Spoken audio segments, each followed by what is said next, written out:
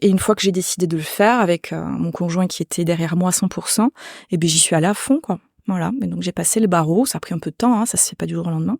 Il y a une prépa à faire avant, enfin pas obligatoire, mais dans mon cas il valait mieux parce que Bien j'ai sûr. quand même ingurgité en 8 mois 4 ans de droit, Waouh. parce qu'il n'y avait pas que du droit du travail. Ouais.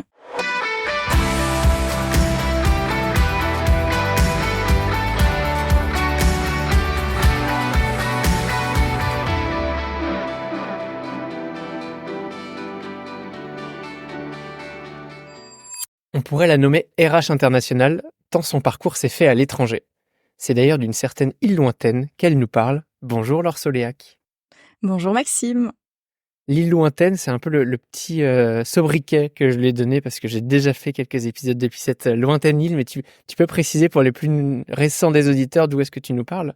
Oui, bien sûr. Donc je vous parle depuis l'île Maurice, hein, depuis l'ouest de l'île Maurice, une petite ville qui s'appelle Tamarin pour ceux qui connaissent cette belle île. Génial. Et c'est là que tu résides, je crois. Oui, c'est ça. Ça fait 1 an que je vis là-bas, à titre privé avec mon mari donc et ma fille, mais je travaille à distance en fait avec la France. Excellent. Et là, mon visa s'est reconduit. Là, j'ai eu la news il y a quelques jours, c'est reconduit pour 1 année de plus. Donc je suis repartie D'accord. pour 1 année de Donc plus tu à es l'île Maurice. française, Oui, installée en tant que résidente à Maurice. oui, exactement. Oui. Excellent. Donc on avait eu, pour ceux qui veulent, qui s'intéressent à cette île, un épisode avec Renaud Azéma, qui est le directeur de Vatel Maurice, et j'avais également Grégory Coca, qui est le directeur général du Shangri-La, le West Rock, qui pour le coup est sur l'est de l'île. D'accord. 2 épisodes très sympas. Il faudra que je Ça les faisait rencontre longtemps alors. qu'on n'a pas voyagé sur Maurice, comme on dit, avec nos insiders, donc nous voilà de retour. Écoute, dans la présentation, je t'ai présenté en effet comme un profil très international. Tu vas nous raconter pourquoi. Je veux bien que tu nous dises quel est ton parcours finalement. Oui, avec plaisir. Alors, peut-être que je vais commencer par me présenter d'un point de vue un petit peu plus personnel. Donc, tu l'as dit, je m'appelle Laure Soléac, j'ai 41 ans, bientôt 42 en fin d'année. Je suis mariée et je suis maman d'une petite fille qui s'appelle Julie, qui a 8 ans.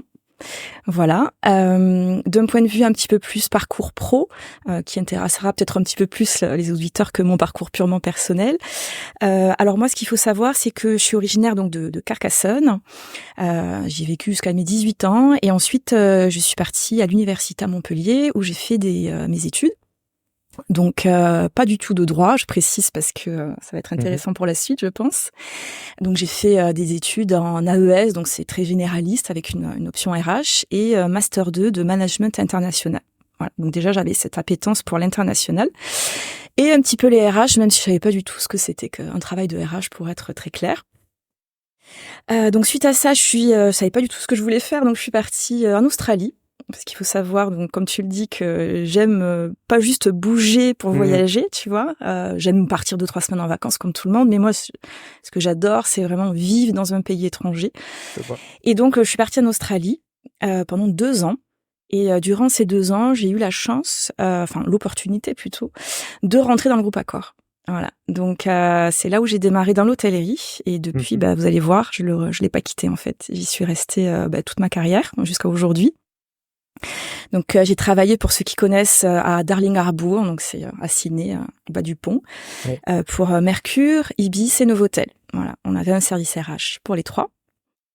Ensuite, mon visa s'est terminé, donc je suis rentrée en France et là j'ai vécu un peu une autre forme d'expatriation parce que je suis arrivée à Paris.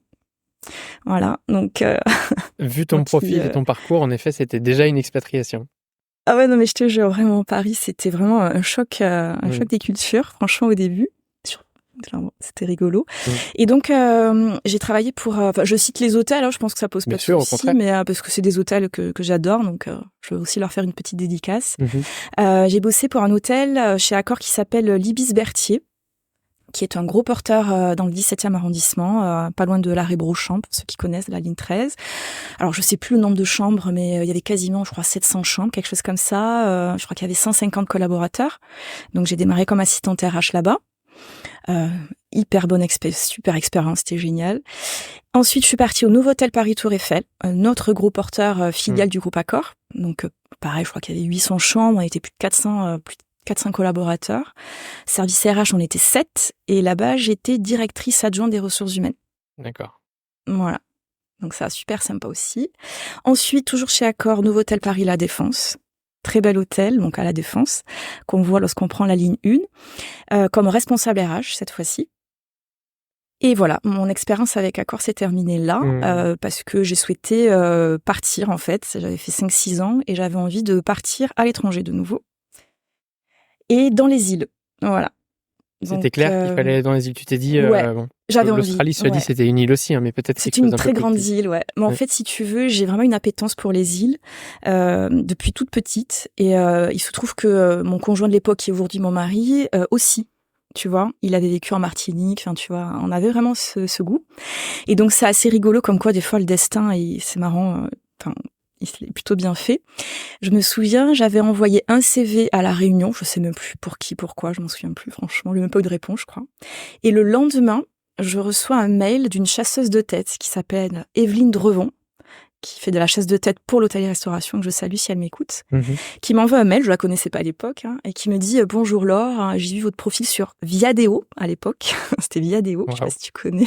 J'ai connu, ouais, c'est ça. Ouais, t'as je sais pas connu, si ça existe encore, mais plus, LinkedIn est tellement énorme maintenant que ouais, non, à un moment, il fallait décider si on se mettait Viadeo, si on était plutôt francophone, LinkedIn plutôt anglophone. J'avais fait les deux à l'époque, et c'était via Viadeo qu'elle m'avait trouvé, voilà. Et donc elle m'écrit « Bonjour Laure, seriez-vous intéressée pour un poste de DRH pour un hôtel 5 étoiles prestigieux à Saint-Barthélemy ?»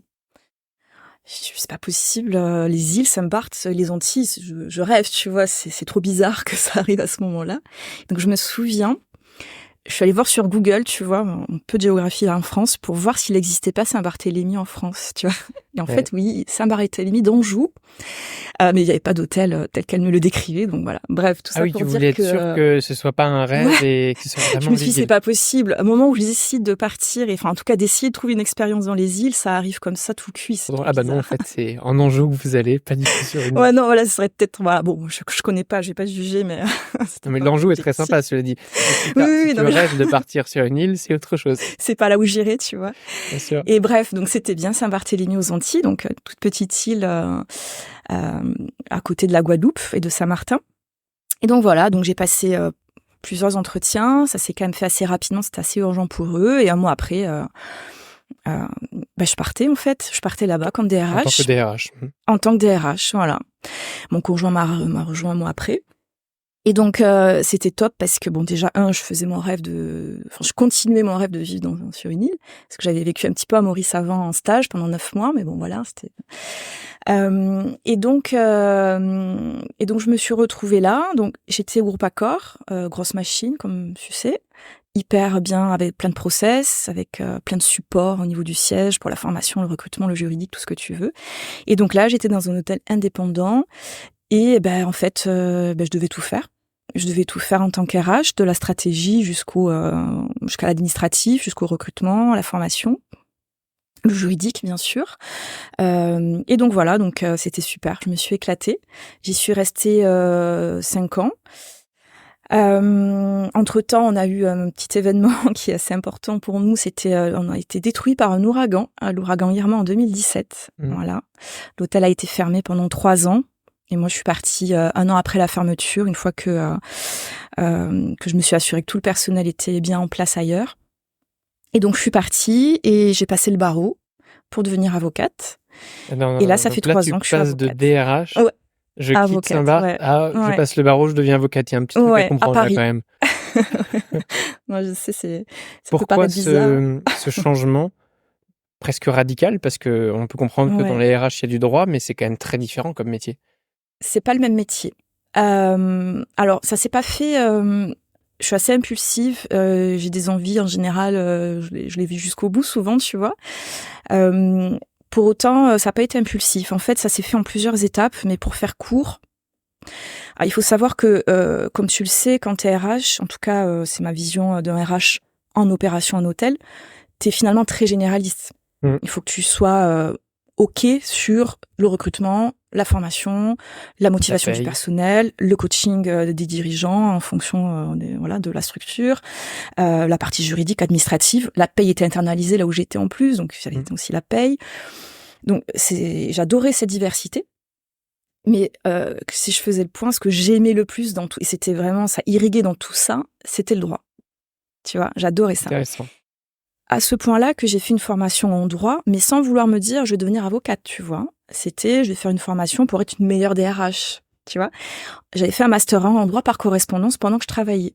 C'était en 2016, je crois, c'était un peu avant l'ouragan. Ma fille avait 1 an à l'époque. Donc j'ai passé ce master que je trouvais ça super, je l'ai eu. Je voulais faire mon master 2 et là mon mari m'a dit je t'aime. Je te supporte dans tout ce que tu décides. Mais là, quand même, ça fait beaucoup. Parce que c'était quand même beaucoup de sacrifices en termes de temps de famille aussi.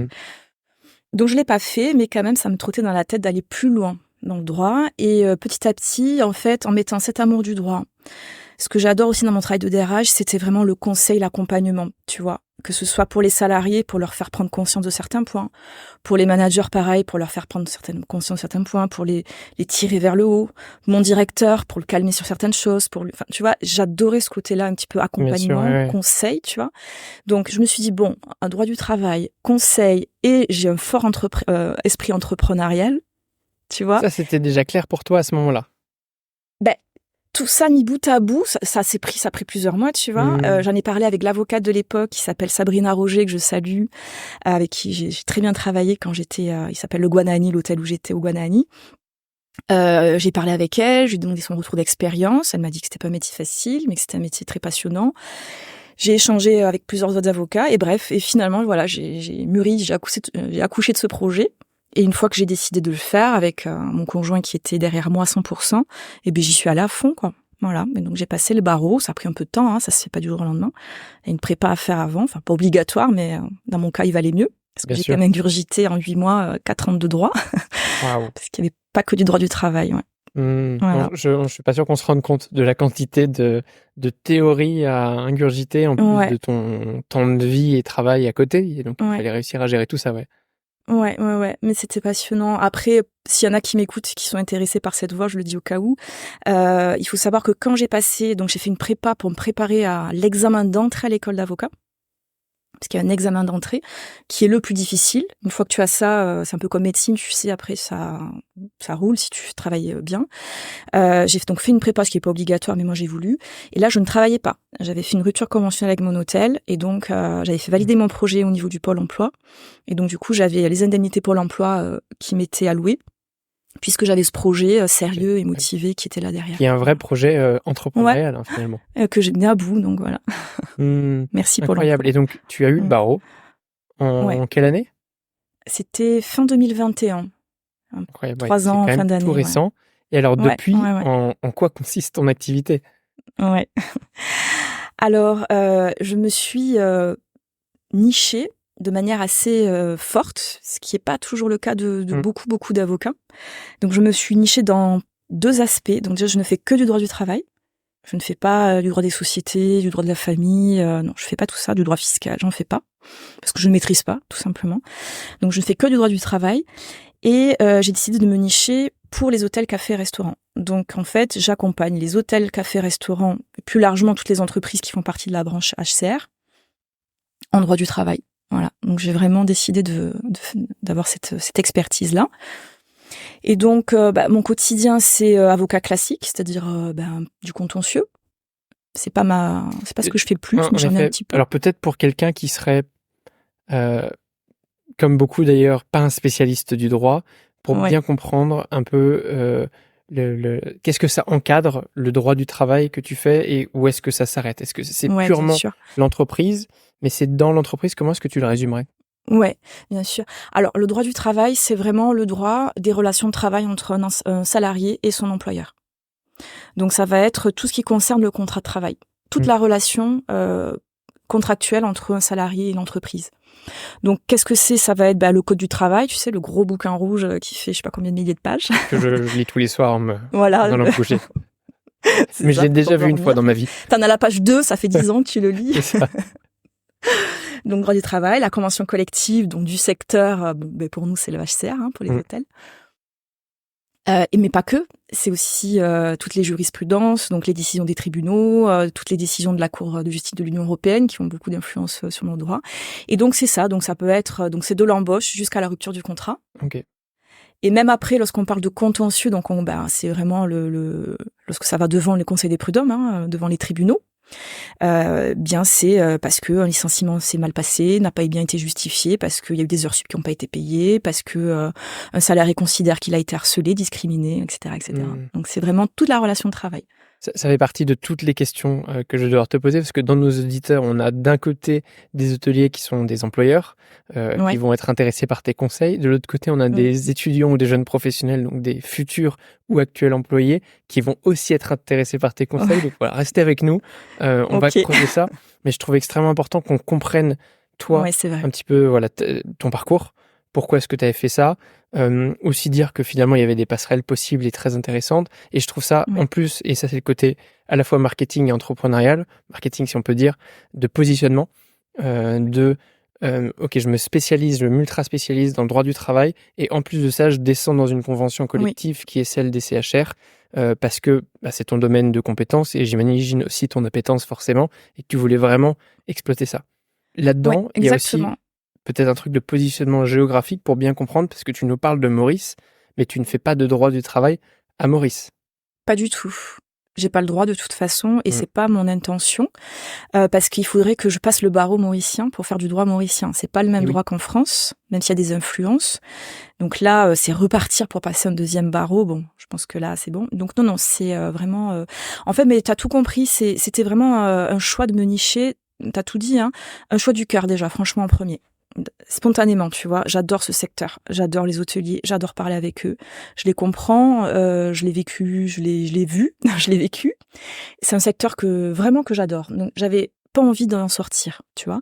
mmh, Deuxièmement, je trouve que de devenir une experte enfin, de se dédier à un secteur fait de moi, à chaque fois que je rends une consultation pour un client, à chaque fois qu'un client, me pose des nouvelles questions auxquelles je n'ai même pas pensé parce que je les ai pas, déjà vues, je deviens meilleure, bien sûr. tu vois? Mmh. À chaque fois, je vais découvrir quelque chose et c'est des choses ensuite que je pourrais, repartager derrière en Et formation, en discussion et toi comme cetera. moi, tous les métiers d'ailleurs de conseil, formation, à partir du moment où on est externe, ce que tu vis Mmh, dans une entreprise, tu peux complètement l'utiliser pour une entreprise à côté de ça parce que tu auras appris. exactement.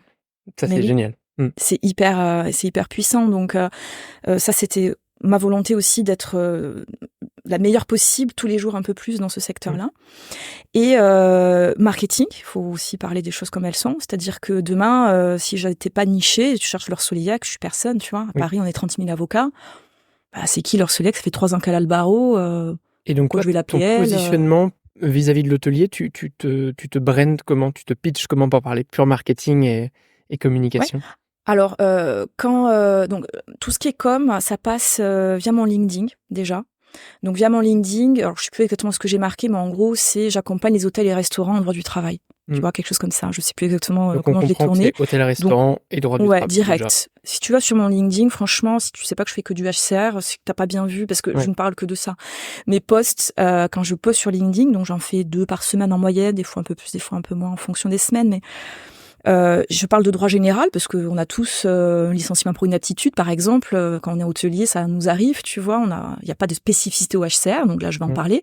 Mais je vais avoir beaucoup de posts qui vont parler vraiment de la convention collective HCR, tu vois? Oui. Donc du coup, forcément, ça va attirer ces gens-là, les hôteliers, les restaurateurs et peut-être pas tout de suite. Je sais qu'il y en a, ils me suivent depuis, je crois que ça fait 1 an et demi que je dois poster régulièrement et ça fait 1 an et demi qu'ils me suivent et ils Mmh. m'ont appelé, il y en a un qui m'a appelé il y a pas Je crois longtemps. d'ailleurs que c'est comme ça que toi et moi on a commencé à Oui, échanger par post oui, c'est via interposé. LinkedIn, ouais, ben oui. Et moi, Mmh. pour le coup, alors, évidemment, tout le monde le sait, je suis beaucoup sur LinkedIn Ouais. et je n'avais jamais vraiment vu personne poster sur le droit CHR Mmh. auparavant et c'est là où je me suis dit: «En fait, il y a vraiment un sujet». Alors, certains pourraient se dire: «On est un peu loin de l'excellence de service» et en fait, moi, je trouve qu'au contraire, il faut plutôt bien cadrer l'entreprise si on veut Ouais. que les collaborateurs derrière puissent, s'épanouir et donc ça apporte énormément d'avoir cette vision RH plus droit. Voilà, c'est un peu Mmh. ça qui a motivé le fait Ouais. que je t'invite aujourd'hui. Ouais, tout à fait, ouais, c'est comme ça qu'on s'est rencontrés. Donc voilà, donc comme LinkedIn, mon site internet, en fait, j'ai un référencement naturel. C'est-à-dire que voilà, j'ai pas de je sais plus comment ça s'appelle, la Google Ads, là, le payant, j'en fais Oui, pas. Donc si SIA. tu tapes, avocat, droit du travail, hôtel, hein, je vais arriver, 1re page, je suis même pas en premier ou en deuxième, tu Mmh, vois? De manière naturelle parce qu'on est très peu à être à ce point-là, niché dans ce secteur-là, en tout cas de manière, bien sûr. Mmh. claire, quoi. Ouais. Hop, hop, hop. J'interromps quelques instants votre visionnage de l'épisode, simplement pour vous dire que vous êtes de plus en plus nombreux à me suivre sur YouTube et je vous en remercie. Vous l'avez vu, je mets beaucoup d'énergie pour que tous les épisodes soient filmés depuis le début de l'année 2024. Pour m'encourager, pensez à mettre un like et si vous n'êtes pas abonné, faites-le. Vraiment, ça m'aide beaucoup et ça me permet de continuer de grandir et de vous proposer des épisodes toujours plus qualitatifs. Allez, je vous arrête pas plus longtemps et retour à l'épisode. Et alors, des questions qui forcément vont ramener autour de ton cas d'accompagnement, mais ça m'intéresse d'avoir ta vision, puisque tu as occupé ce poste-là. Est-ce que tu penses que c'est obligatoire, incontournable, disons, d'avoir son propre service RH en interne dans un hôtel? Alors, je pense que ça dépend du nombre de... Enfin, je vais un peu nuancer ma réponse, mais je pense que pour avoir son propre service RH, c'est-à-dire avoir une personne, une RH, tu vois, qui a été formée pour, ou en tout cas, que ce soit formation initiale ou au cours de son expérience professionnelle, je pense que ça a du sens à partir d'un certain nombre de collaborateurs. Alors, j'ai pas fait d'études sociologiques, économiques sur le sujet, tu vois, je vais pas dire à partir de 42 collaborateurs il en faut un, mais je pense déjà que quand tu dépasses les 40 collaborateurs, faut quand même se poser la question. Tu vois, Oui. Je pense que quand tu arrives à 50, 60, je pense que oui, il te faut une personne formée dédiée au RH. Pour autant, c'est pas parce que tu as un petit hôtel. Tu vois, moi j'ai des clients, ils ont 9, 10, 11, 15 salariés, tu vois, c'est pas des grosses structures comme j'ai pu connaître quand j'étais salariée. Là, bien sûr, tu vas pas avoir une personne RH, il faut la payer cette personne, tu vois, et puis il faut qu'elle ait du travail de A à Z, etc. Par contre, je pense que c'est essentiel d'avoir une personne en interne qui soit formée aux bases du RH et du droit du travail. Ça peut être le DG, ce serait le plus logique. Ça peut être peut-être aussi, je sais pas si on a une comptable ou une assistante du DG en interne, si elle a l'appétence ou s'il a cette appétence-là, pourquoi pas le former sur le sujet. Mais pour les bases, tu vois. Parce que ce qui se passe, c'est que moi, j'ai des petits clients dans le sens en termes de personnes, moi, je regarde ça, pas en termes de chambre. Et j'ai des clients sur 200, 250 salariés. Donc, tu vois, j'ai un peu les deux. Et les petits hôtels avec peu de salariés, le problème, c'est qu'ils m'appellent pour des choses. Je dis, mon Dieu, ça pourrait tellement être évité. J'ai envie de dire, mais formez-vous. Formez-vous parce que vous auriez même pas besoin de m'appeler, en fait, pour réparer la case derrière. Erreurs basique un peu de droit de du travail. Base, tu vois, laisser passer une période d'essai. Oui, mais j'avais des délais de prévenance. Oui, mais non, vous mettez fin à la date de fin. Ça, si on vous le dit une fois, après vous le retenez toute votre vie. Bien sûr, j'ai pas fini mon CDD. Aujourd'hui, on peut se prémunir de ça, on a des rappels, c'est quand même facile, quoi. Ouais, non, mais tu vois, donc je pense que voilà, il faut qu'il y ait, à mon avis, c'est faux, c'est moi qui le dis, mais à mon avis, il faut toujours qu'il y ait une personne qui ait cette formation-là. Et quand on commence à avoir un nombre de collaborateurs plus important, une personne dédiée, ça me semble important. Ouais, en interne. Je pense que c'est un bon conseil pour l'hôtelier et c'est parfois un choix très court-termiste et pas très économique de se dire je vais faire justement l'économie d'un poste et après de se retrouver dans des situations qui peuvent vite coûter beaucoup plus cher aussi. Bien sûr. Ça va coûter beaucoup plus cher en termes de frais d'avocat, en termes s'il y a du contentieux, en termes de marque employeur aussi, parce que si derrière tu ne respectes pas la législation, ça se sait. Tu vois, petit à petit, il peut y avoir une mauvaise réputation aussi. Bien sûr. Et finalement, voilà. Et puis la charge mentale aussi. C'est bien aussi des fois de déléguer cette partie-là à une personne qui sait faire. Complètement. Et alors sur ce podcast, tu le sais peut-être, je parle souvent de sujets notamment RH, mais qui moi me passionnent parce que c'est de l'expérience collaborateur. J'ai notamment fait un épisode, tu vois, que sur l'onboarding collaborateur, avec moi mes conseils un peu opérationnels pour l'expérience. Moi, j'aimerais bien avoir ton prisme RH droit. Ce serait quoi pour toi les points d'attention spécifiquement à l'onboarding, pourquoi pas? Ouais, avec plaisir. Ouais. C'est un sujet que j'aime beaucoup aussi.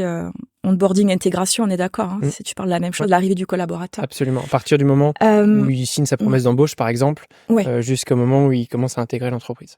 Oui. Alors, point de vue droit, ça va être assez court. Ça va être les bases, un contrat de travail signé, au plus tard le jour de l'embauche, c'est mieux pour un CDI et surtout pour un CDD. Ce que je disais tout à l'heure, attention à la période d'essai. Je parle vraiment purement droit, de ne pas laisser passer les délais. Puisque si vous laissez passer les délais, vous ne pourrez plus rompre avec une période d'essai sans motif, puisqu'il n'y a pas besoin de motif pour rompre une période d'essai. Il suffit juste de dire « je romps la période d'essai » puis de faire un petit écrit pour le formaliser.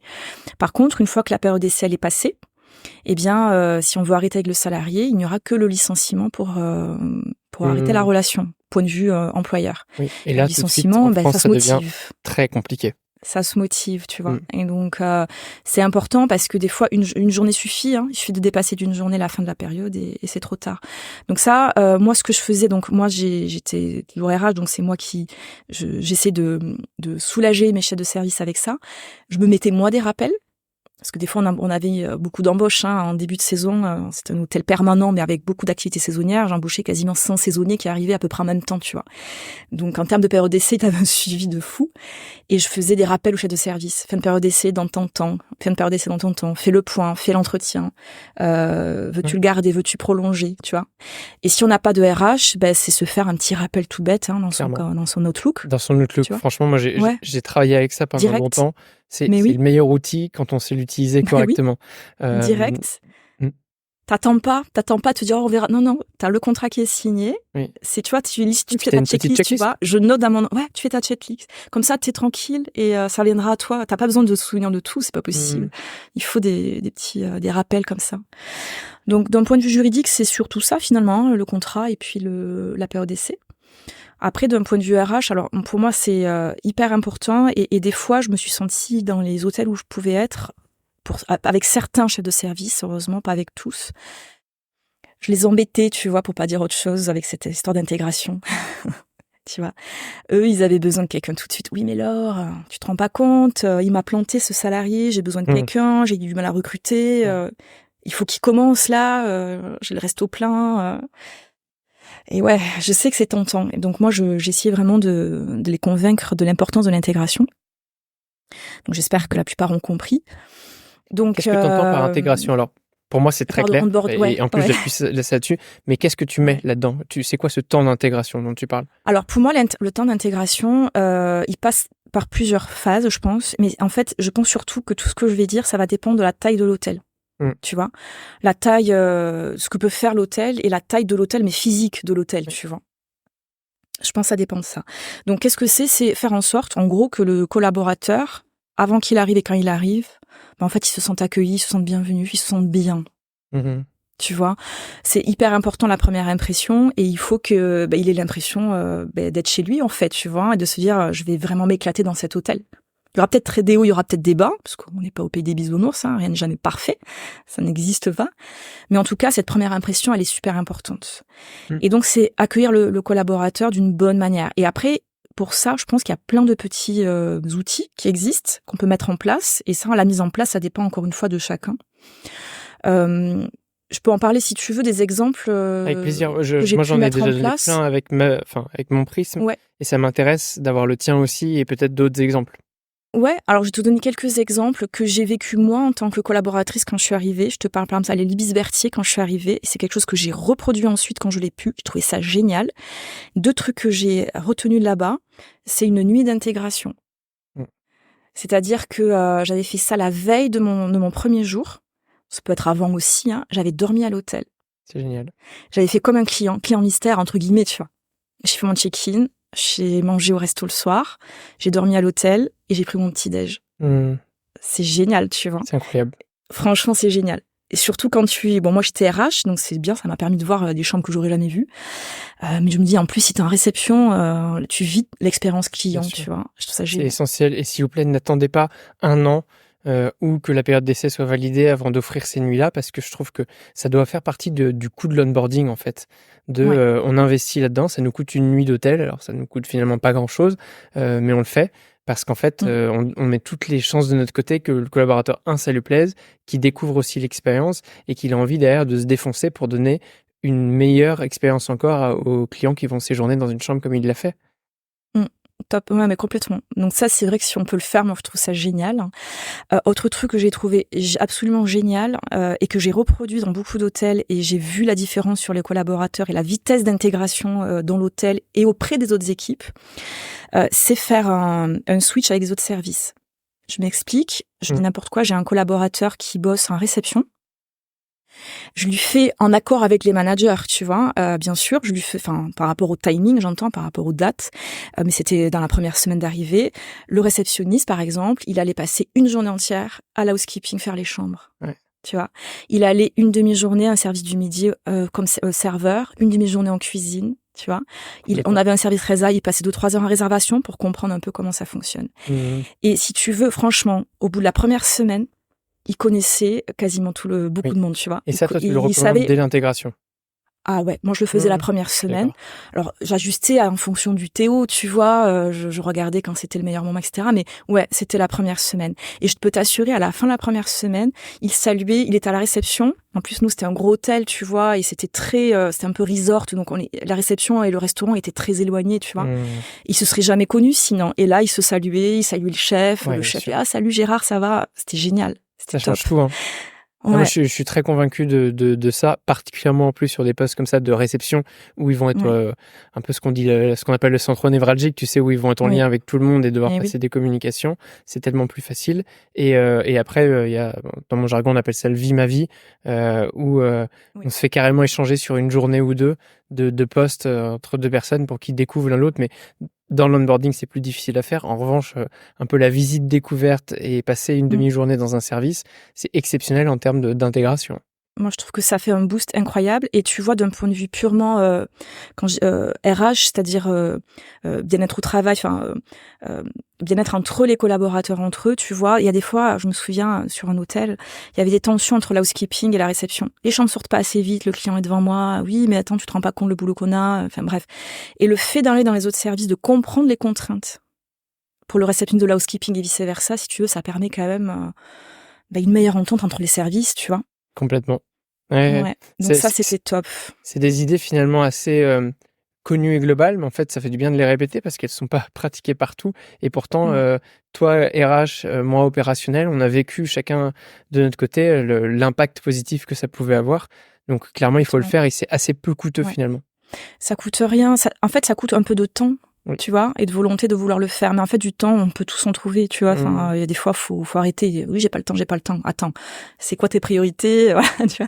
Évidemment. Voilà, bon, ça, c'est les trucs que j'ai bien aimé mettre en place quand je l'ai pu. Après, très rapidement, mais ça, je pense que tu en as déjà certainement parlé, les trucs de base. Moi, je faisais, en tant qu'RH, j'avais un kit d'intégration. Tu vois, j'avais tous les documents de l'hôtel, j'avais créé avec l'équipe, on avait créé un petit manuel un petit kit de bienvenue, tu vois, sur le plan, il y avait un plan d'hôtel, la cantine, comment ça se passe, tu vois, vraiment pour que le salarié, avant qu'il arrive déjà, il ait un petit peu toutes ces infos là. Donc ça, bon, c'est assez basique, mais c'est pas toujours fait. Mais néanmoins efficace, c'est effrayant d'arriver dans un hyper établissement efficace. Et on ne sait pas quoi et où, quel numéro appeler, quel est l'organigramme, quel est l'historique de l'hôtel. Donc on peut le mettre en effet à l'ancienne sur un livret papier. Moi j'ai beaucoup été accueilli comme ça fonctionne très bien. On peut maintenant digitaliser ça, on peut faire du e-learning, enfin on peut pousser plus ou moins haut et loin le curseur, mais l'idée c'est quand même de le faire, qu'il y ait un kit de bienvenue, je suis d'accord avec toi. Ouais, c'est la base, tu vois, mais bon, ça me semble important. Et puis au-delà de ça, si tu peux, enfin moi, je remets ma casquette un peu plus avocate que RH, mais si t'as un règlement intérieur, comme ça, t'es sûr qu'il est communiqué. Enfin, tu vois, bref, tout ça, ça peut avoir aussi un aspect intéressant. Et ça, c'est très bête et méchant droit pour le coup, mais tu sais, on m'a pas dit ou j'étais pas au courant. Si en fait, vous avez signé un règlement intérieur quand vous êtes arrivé, on vous l'a remis dans votre livret, il est accessible. Donc ils te diront oui, mais je l'ai pas lu. Bah en fait, c'est ton problème. Ah bah oui, mais c'est ça. D'un point de vue droit, t'es quand même obligé, et ça te fait gagner du temps et éviter des problèmes de l'avoir mis à disposition. Ouais, complètement. Non, mais c'est ça. Donc voilà, et puis après, c'est encore une fois en fonction de chaque hôtel. Moi, je sais que j'avais un hôtel qui était très grand quand j'étais à Saint-Barth. Ça, pareil, on croise le RH avec le légal, mais on avait un responsable sécurité.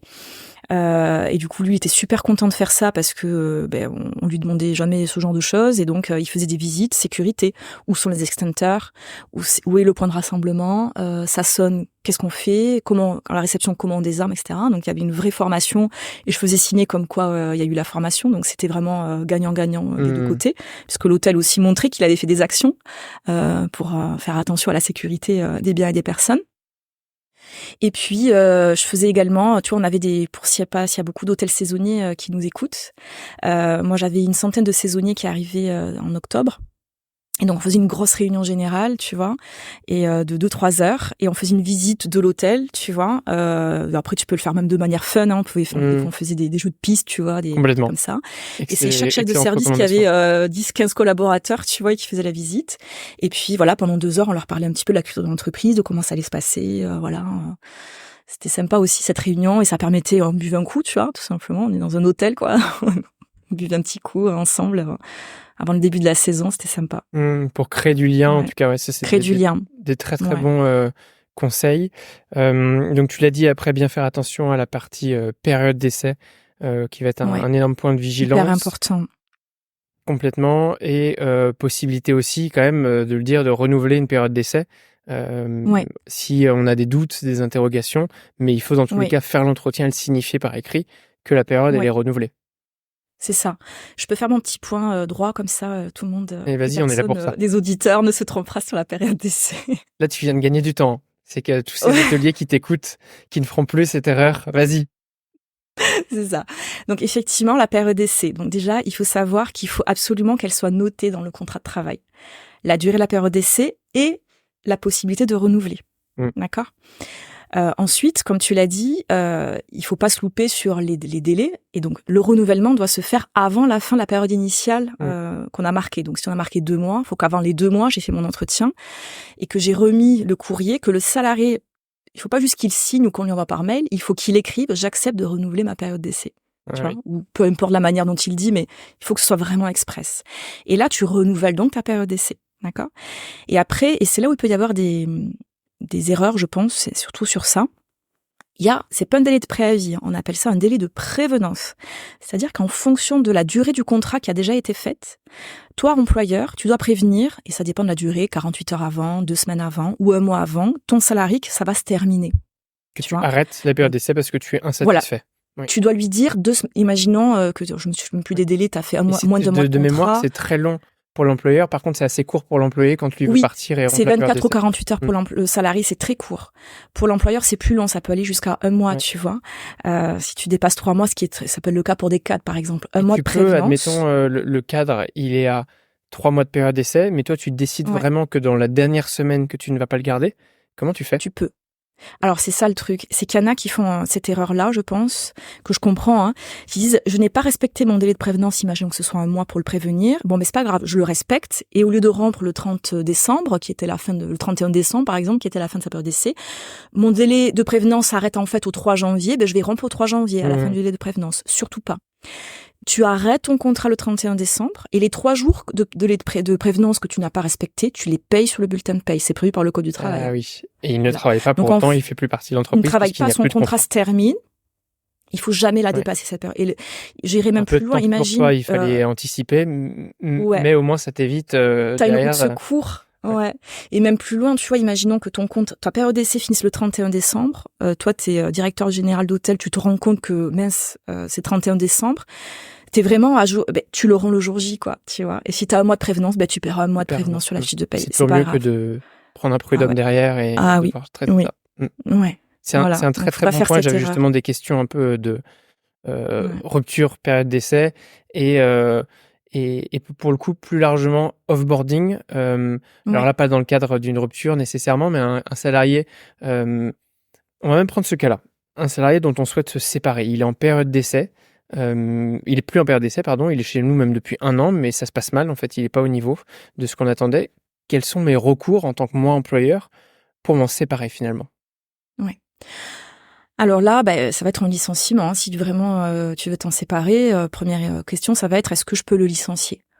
Tu vois, il faut savoir qu'un employeur en France, il peut licencier s'il veut. Il n'est pas obligé de garder un contrat. C'est juste que s'il veut pas avoir de prud'homme, ou s'il veut le faire dans les bonnes pratiques prévues par le Code du travail, il faut qu'il ait une motivation. D'accord ? Donc, si je veux me séparer de salarié, première question, c'est pourquoi ? Est-ce que c'est parce que il fait mal son travail malgré l'accompagnement, les formations, le temps que je lui ai alloué, juste pas au niveau du poste ? Auquel cas, je peux peut-être le licencier pour insuffisance professionnelle. Soit c'est que mon salarié, je veux le licencier parce qu'il est en retard, parce que il porte jamais l'uniforme, parce que il répond mal, parce qu'il parle mal à ses supérieurs hiérarchiques, auquel cas je vais aller sur un licenciement disciplinaire. Quelle que soit la raison de mon licenciement, qu'il soit disciplinaire ou insuffisance professionnelle, il va falloir que je le documente. Tu vois, c'est-à-dire que je peux pas dire oui, il arrive tout le temps en retard. Et oui, sauf que il faut que tu le prouves si on va au prud'homme. Est-ce que tu as des relevés d'heures ? Est-ce que tu lui as déjà dit ? Est-ce que tu as peut-être des attestations de collaborateurs qui peuvent attester de cela ? Tu vois, il faut que tu puisses avoir des éléments pour le prouver. Il faut pas se réveiller un matin, oh, c'est bon, lui, j'en peux plus, terminé. Tu peux le faire, hein. Tu peux. Mais bon, voilà. Au risque d'avoir un collaborateur qui se retourne contre toi et qui te colle. Exactement. C'est un risque à prendre. Après, tu as bien évidemment la rupture conventionnelle, qui est beaucoup plus soft. Et des fois, c'est juste voir, ça c'est vraiment chacun de voir un petit peu de sentir la situation. C'est aller voir son salarié. C'est une bonne alternative, en effet, de s'arranger à l'amiable. Voilà, mais ça le fait pas. Je l'ai déjà entendu. Il y a un peu le côté rageant pour l'employeur, notamment, et même d'autres collaborateurs, de se dire, en fait, le mauvais collaborateur, on va lui signer une rupture conventionnelle, il va partir tranquillement, et le bon collaborateur, on le laisse pas partir, ou quand il veut partir, il fait sa période d'essai. Non, mais c'est vrai. Il y a un peu ce sentiment d'injustice, quand même, que j'entends. Donc moi, je voudrais appuyer sur ce point de licenciement. Je veux me séparer. Alors moi, j'avais dans ma tête, de mes cours de droit qui commencent à dater un peu, je me souvenais de tout ce qui était faute grave, faute lourde, et de la distinction. Est-ce que ça, c'est quelque chose qu'il faut marquer et sanctionner pour faute grave? Et je me souviens qu'il y avait une histoire, un nombre de fautes graves, et on pouvait licencier.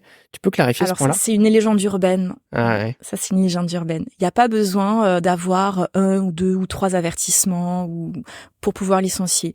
Si ton salarié, il fait des fautes tellement graves que tu ne peux pas le garder, eh bien, tu peux le licencier, même si tu ne l'as jamais sanctionné avant. D'accord. En fait, les tribunaux parlent toujours de proportionnalité dans la sanction. Il faut que ce soit juste proportionnel. Et motivé, bien sûr, c'est-à-dire documenté. Donc, je m'explique. Déjà, une faute lourde, franchement, c'est très dur de la prouver. La faute lourde, c'est vraiment un salarié qui va vraiment vouloir nuire de manière complètement délibérée à l'entreprise juste pour lui faire du mal. Tu vois, un salarié qui va, je sais pas moi, taguer les murs, enfin, tu vois. Franchement, il faut y aller pour la faute lourde. En général, on n'est plus sur des fautes graves. Même s'il y a du vol, même s'il y a ce genre de choses, on n'est plus sur des fautes graves. La faute grave, c'est quand même, comme le nom l'indique, grave, tu vois. Donc, c'est-à-dire qu'il faut te dire que la faute grave, ça veut dire que ton salarié, là, tout de suite, maintenant, faut t'en séparer. Parce que si tu le gardes, c'est préjudiciable pour ton entreprise, pour les salariés, pour les clients, voilà. Tu ne peux pas le garder en préavis. La faute grave, il n'y a pas de préavis, il n'y a pas d'annuité de licenciement. Tu vois, donc c'est sec, quoi. Ouais. Tu vois, t'envoies le courrier, c'est terminé. Et après, t'as la faute simple. D'accord? La faute simple, c'est aussi une faute. Mais tu te dis, bon, ok, il a fauté, tu vois. Mais est-ce que il a fauté au point que je sois dans l'impossibilité, tu vois, de le garder pendant le préavis? Peut-être pas. Donc là, tu fais la faute simple. Le salarié, il a son indemnité de licenciement, il a son préavis que tu peux dispenser de l'effectuer, sauf que tu vas devoir le payer. Bien sûr. Mais au moins, il viendra plus travailler, parce que des fois, on va pas se mentir. Oui, on préfère que ça s'arrête. Tu te fais licencier. Des deux côtés d'ailleurs. On préfère que ça se tape dessus. Ouais, des deux côtés, c'est compliqué. Donc tu lui paieras son préavis, et puis tu donneras une indemnité de licenciement, parce que tu estimes qu'il y a une faute. Mais voilà, au vu du dossier, au vu du passif, au vu de la faute qui est sanctionnée, peut-être pas assez grave pour la faute grave. Pour la faute simple, elle est obligatoire, indemnité de licenciement. Et est-ce que la répétition amène de la gravité? Je m'explique. Bien sûr. Tu parlais du retard. Le retard, j'imagine que c'est une faute simple, sauf qu'un collaborateur qui arrive tous les jours avec 15 minutes de retard, pour moi, ça devient grave. Oui, exactement. En fait, la faute grave, ça va être dans la répétition et dans la façon. Là, pour le coup, je conseille, si t'es employeur, tu viens me voir sur le sujet, je te dirais, là, pour le coup, fais d'abord un avertissement, tu vois. Il faut quand même que tu essayes de le remettre dans le droit chemin. Tu es tout le temps en retard. Et l'avertissement, c'est autre chose que la faute simple ou grave. Ouais. D'un point de vue droit. En fait, la faute simple ou grave, c'est en termes de licenciement, tu vois. À l'avertissement, en fait, c'est juste, je mets des guillemets, juste un courrier qui va dire au salarié, j'ai constaté, voilà, vous êtes salarié depuis tant de temps dans l'entreprise, vous devez d'être à l'heure à votre poste, en fait, c'est le contrat de travail qui est prévu comme ça. C'est noté dans le règlement intérieur peut-être en plus. Je remarque que depuis tant de temps, vous arrivez en retard, malgré les remontrances orales qu'on a pu vous faire. Voilà, je vous mets en demeure d'être à l'heure à partir de maintenant. Ceci constitue un avertissement. Soit le salarié s'en arrête là, terminé, tu auras fait ton boulot de manager, tu l'auras recentré, et tu gardes ce courrier dans le dossier disciplinaire. Soit le salarié s'en fiche, et malgré ça continue à être en retard encore et encore et encore, auquel cas, là, effectivement, tu peux envisager soit de faire une mise à pied, soit un nouvel avertissement si tu as vraiment musclé ton dossier, soit en fonction du cas, pourquoi pas, faire un licenciement faute grave. Est-ce que c'est pas dangereux? Je plonge là-dedans, mais parce que je pense qu'il y en a plein qui se reconnaîtront d'un côté ou de l'autre de l'échiquier, qui ont déjà vécu des situations. Est-ce que il est en retard, je lui ai mis un avertissement, c'est dans son dossier RH, 3 mois plus tard, il me refait la même chose à répétition, ses collègues s'en plaignent, je le licencie. Est-ce que là, je suis pas au risque, parce que c'est ça que l'hôtelier va se dire, de me prendre un prud'homme et que ça va pas me coûter encore plus cher que d'accepter la situation ou de remuscler encore, comme tu disais, avec un autre avertissement. Ouais. Alors en fait, s'il y a un truc qu'il faut retenir, c'est que du moment que tu licencies, même quand tu as un dossier de chez béton, tu vois, tu as toujours un risque de prud'homme.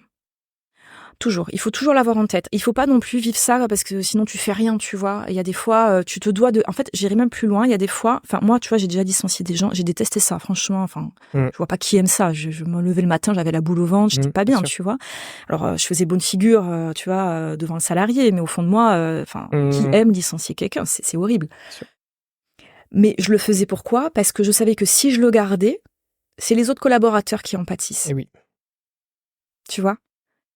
Tu peux pas garder un salarié, parce que s'il lui arrive tout le temps en retard, qu'on lui dit rien, pourquoi moi je m'embête, tu vois? Pourquoi? C'est pas juste. Eh oui. Tu peux pas faire ça. C'est ton devoir de manager. Et là, je de lis ça avec mes sujets, mais tu dégrades l'expérience des autres collaborateurs et ton expérience client aussi, surtout si c'est un collaborateur d'accueil et est là tous les jours 15 minutes ou plus en retard. Oui. En fait, c'est ton expérience accueil qui est dégradée. Exactement. Non, mais c'est pour ça. Je pense que, alors je dis pas attention de licencier à tout va. Je pense que moi, je crois déjà à essayer de remettre les gens. Alors, ça dépend des cas, mais dans le droit chemin, tu vois. Et si licencier, il faut que ce soit, à mon sens, la dernière option. Oui. Tu vois. J'ai essayé, j'ai fait plein de choses, ça n'a pas fonctionné. C'est ma dernière option. Moi, je crois à ça, tu vois. Je pense qu'il faut quand même essayer en tant que manager de voir pourquoi cette personne est en retard. Est-ce que c'est vraiment du je m'en foutisme ou est-ce que c'est autre chose? Tu vois, et essayer quand même de résoudre la situation. Mais si ça ne fonctionne pas, oui, il faut prendre son courage managérial à deux mains et le faire. Après, moi, ce que je faisais quand j'étais RH, c'est qu'à chaque fois que je faisais un licenciement, je provisionnais le risque. C'est-à-dire que je me disais, ok, là, ouais, il a tant d'ancienneté, il a tant de salaire. Imaginons que je le licencie pour faute grave. Ok, s'il va au prud'homme, si je perds, je vais devoir lui verser l'indemnité de licenciement que je lui ai pas versée, parce que si c'est pas faute grave, si c'est annulé, je dois lui verser le préavis. Et tu sais, le barème Macron, tu sais, à l'époque, c'est moi, ça je veux bien que tu précises ça, parce que pour le coup, barème Macron, en fait, c'est quand un salarié va au prud'homme. Ouais, quand un salarié va au prud'homme, en fonction de son ancienneté, il y a un barème qui lui dit si son licenciement est injustifié. Il faut que le juge dise qu'il a été licencié de manière abusive. Il a droit avec un minimum d'indemnité et un maximum d'indemnité. Alors, je le connais pas par cœur, mais imaginons pour 7 ans d'ancienneté, je sais pas si à vérifier, mais de mémoire, un minimum, si le licenciement est justifié, ce serait 3 mois de dommages et intérêts de salaire, donc 3 mois de salaire que l'employeur va devoir verser en plus du reste, jusqu'à 8 mois, par exemple. Donc moi, je prenais la fourchette haute, les 8 mois, et je disais à ma compta, voilà le licenciement pour tel et tel motif, voilà le risque en cas de prud'homme. Et après, il y a quelque chose qui s'appelle, c'est la prescription. C'est-à-dire que toi, ton risque prud'homal en tant qu'employeur, c'est pas 30 ans. C'est 1 an pour le licenciement. Donc le salarié, il a 12 mois pour aller devant les prud'hommes pour... il vient de dire que son licenciement n'est pas justifié. Donc, au bout d'1 an, déjà, s'il y a prescription, tu sais que tu peux évacuer cette provision-là. Et c'est 3 ans pour les salaires. Donc, le salarié aura 3 ans pour revenir vers l'employeur via le prud'homme en disant « mes heures sup n'ont pas été payées », par exemple. Tu vois. C'est hyper intéressant. Ça, pour le coup, je ne le savais pas du tout et c'est un très bon point. J'avais justement des questions prud'homme pour un peu éviter et se muscler en cas de litige. Je pense que c'est un bon conseil de provisionner avant le prud'homme. Maintenant, reprenons notre exemple. On a ce collaborateur auquel on a collé un avertissement pour retard. Ça se reproduit quelques mois plus tard. On lui met une faute grave. On le licencie par conséquent. 3 mois plus tard, on est convoqué au prud'homme. Qu'est-ce qu'on peut faire en tant qu'employeur à ce moment-là?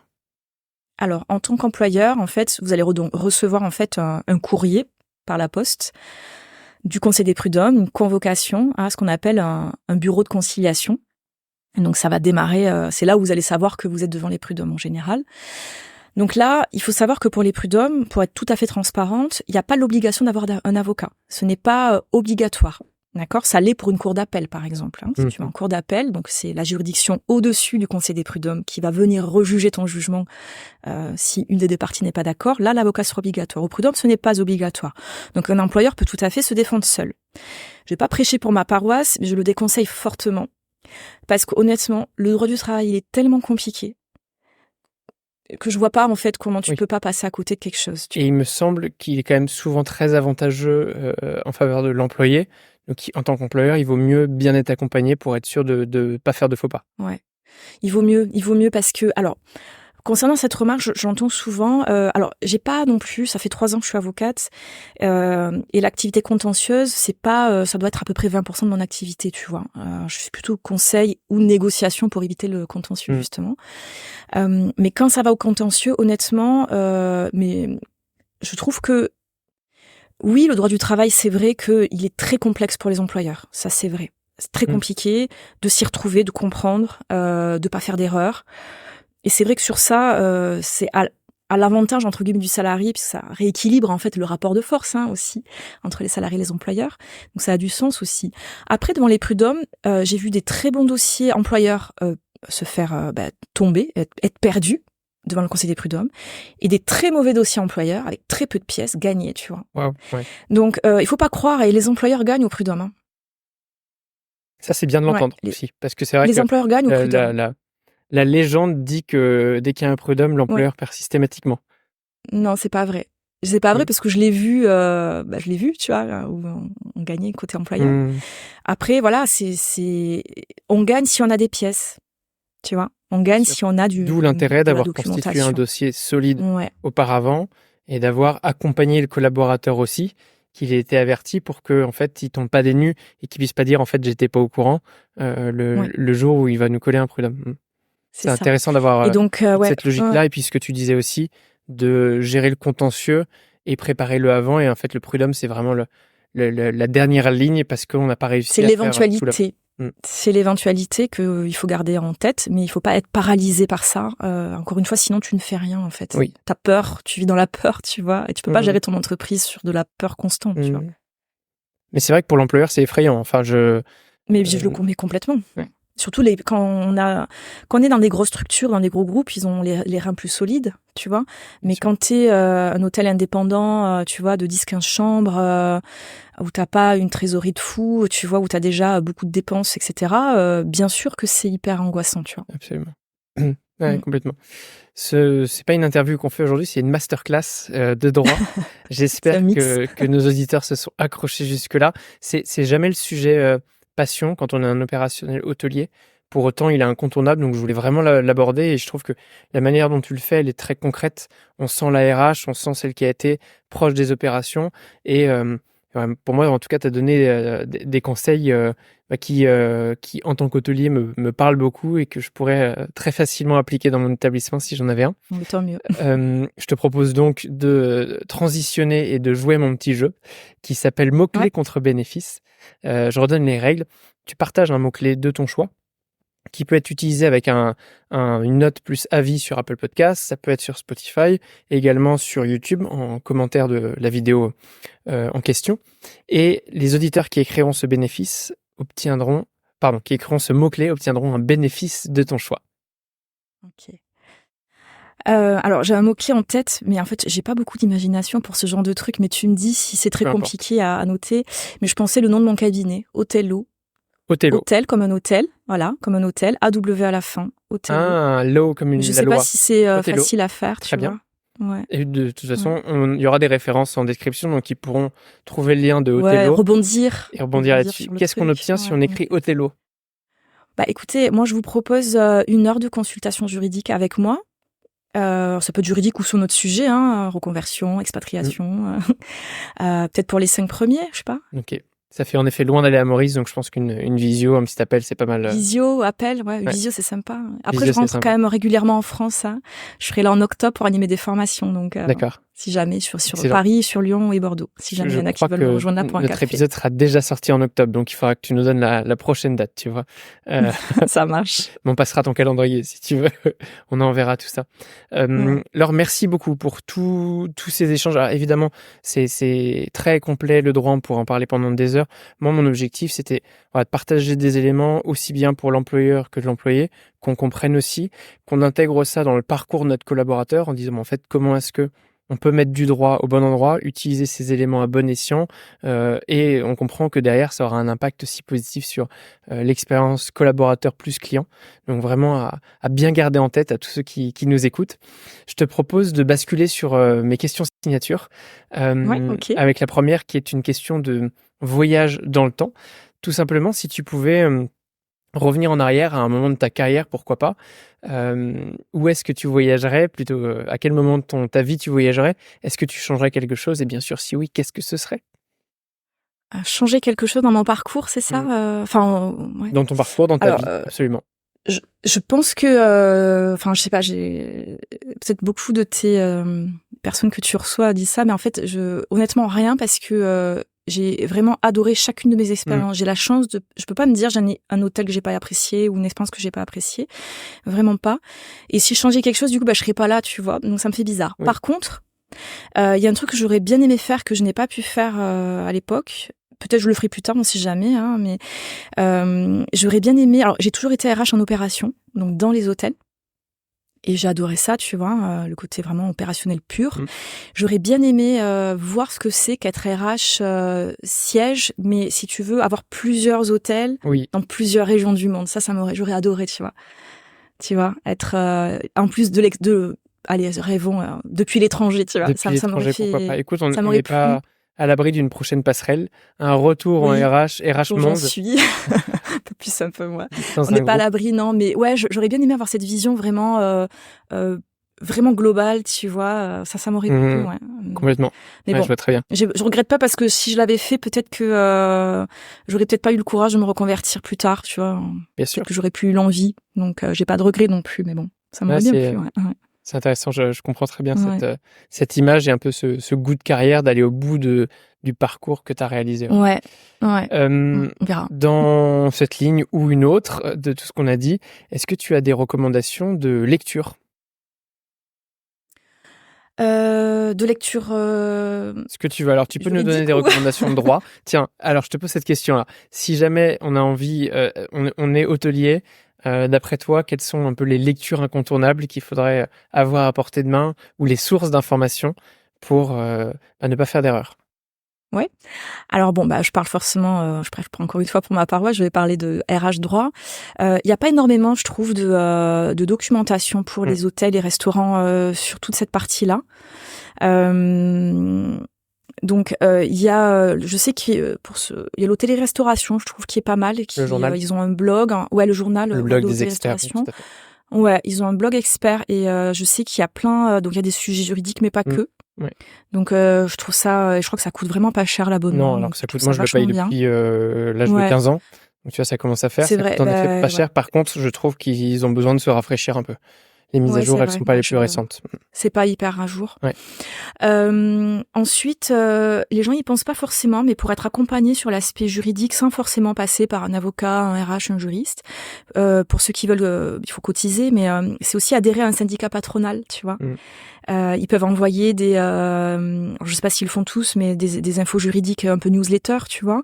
Oui. Et surtout, ils ont des juristes. Donc, quand tu payes ta cotisation, tu peux aussi en bénéficier. Complètement. Donc, des fois, ça te permet de moins être seul, tu vois, surtout quand t'es un hôtel indépendant. L'UMI le fait. Et ça coûte, je sais pas combien ça coûte, mais je pense pas que ce soit non plus ruineux. Surtout, d'un point de vue d'une entreprise, c'est accessible. Ouais, vraiment, je pense. Et on n'y pense pas, mais il y a il y a l'UMI, il y a le GRHR, il y en a d'autres. Hein. Enfin, moi, j'ai pas de participation, j'en connais personne, aucun en particulier, hein, mais voilà, je sais que ça peut être des choses intéressantes auxquelles on peut penser pour avoir un vrai support. Et après, bien mes publications, j'ai un blog gratuit où je publie régulièrement. Donc, je publie sur des sujets vraiment HCR. Je parle des jours de repos. Et tu as une newsletter. Ouais, et j'ai la newsletter aussi. On la mettra aussi en description parce que moi, pour le coup, je la lis. Newsletter et LinkedIn, et c'est bien toujours sûr, sympa d'avoir ce genre d'infos. Et en LinkedIn aussi, c'est gratuit.